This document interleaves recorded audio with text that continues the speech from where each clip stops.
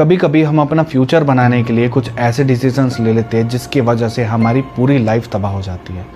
सोचो आप एक नए शहर में जॉब के लिए जाओ और आप वहाँ एक फ़्लैट लो और वो फ्लैट कोई नॉर्मल फ्लैट नहीं बल्कि एक भूतिया फ्लैट हो, तो आपके साथ क्या होगा। ऐसी गलती अभिषेक नाम के लड़के ने की जो नैनीताल का रहने वाला था। वो एक लोअर मिडिल क्लास फैमिली का लड़का था जिसका सपना था कि वो अपनी लाइफ में कुछ अचीव करे, पर उसे ये नहीं पता था कि जिस फ्लैट में वो रह रहा है वो फ्लैट उसकी ज़िंदगी तबाह कर देगा। अभिषेक के घर वालों ने उसे बहुत रोका पर उसने किसी की नहीं सुनी। अभिषेक ने अपनी पढ़ाई देहरादून से की और वो एक नॉर्मल सीधा साधा लड़का था।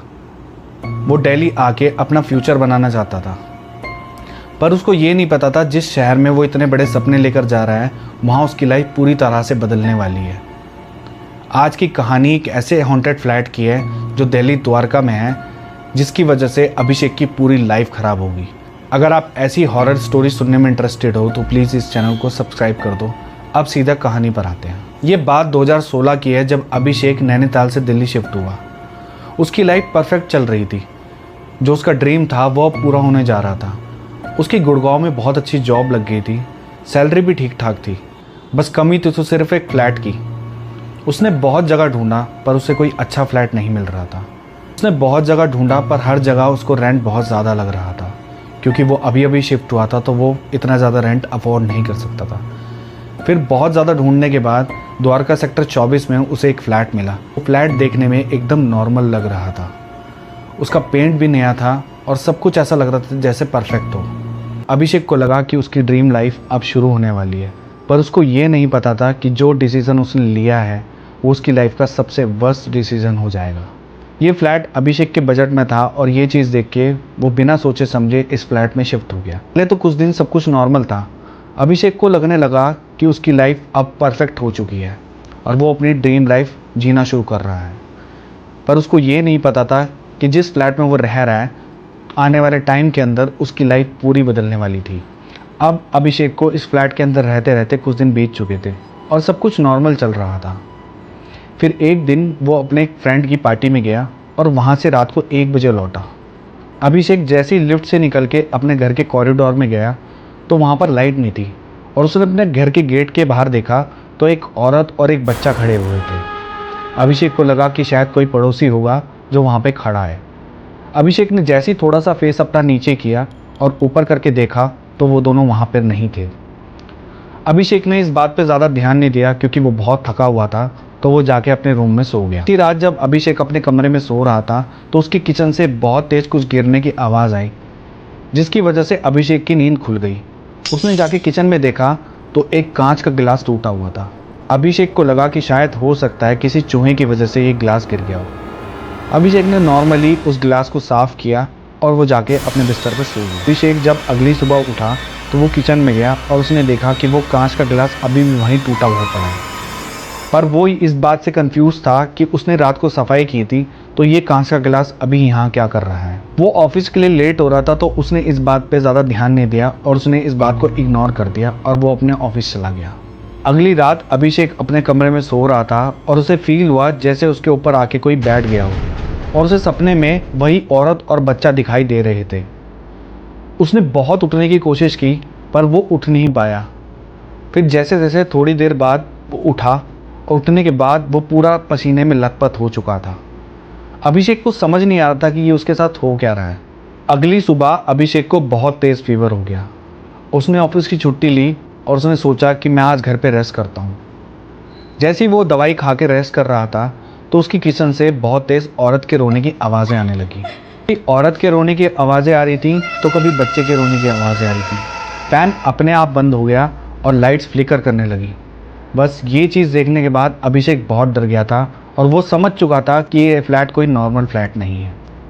वो इतना घबरा चुका था कि वो फीवर की हालत में उठ के अपने पड़ोसियों से पूछने गया कि इस फ्लैट के अंदर ऐसा क्या है कि जो ऐसी ऐसी चीज़ें उसके साथ हो रही हैं। वो सामने वाले फ्लैट के अंदर गया और अभिषेक ने सामने वाले फ्लैट की बेल बजाई। उसके ओनर बाहर आए और अभिषेक ने उनसे पूछा, क्या आप मुझे बता सकते हो कि मेरे फ्लैट में पहले कुछ गड़बड़ हुई थी क्या? उस फ्लैट के ओनर ने कहा, हम नहीं जानते, हमें नहीं पता, और गेट अभिषेक के मुंह पे पटक दिया। अभिषेक समझ चुका था कि इस फ्लैट में कुछ ना कुछ गड़बड़ है, जिसकी वजह से पड़ोसी भी डरते हैं इस फ्लैट के बारे में बात करने से भी। फिर कुछ दिन सब कुछ नॉर्मल चलता है। अभिषेक इस बात को भूल चुका था।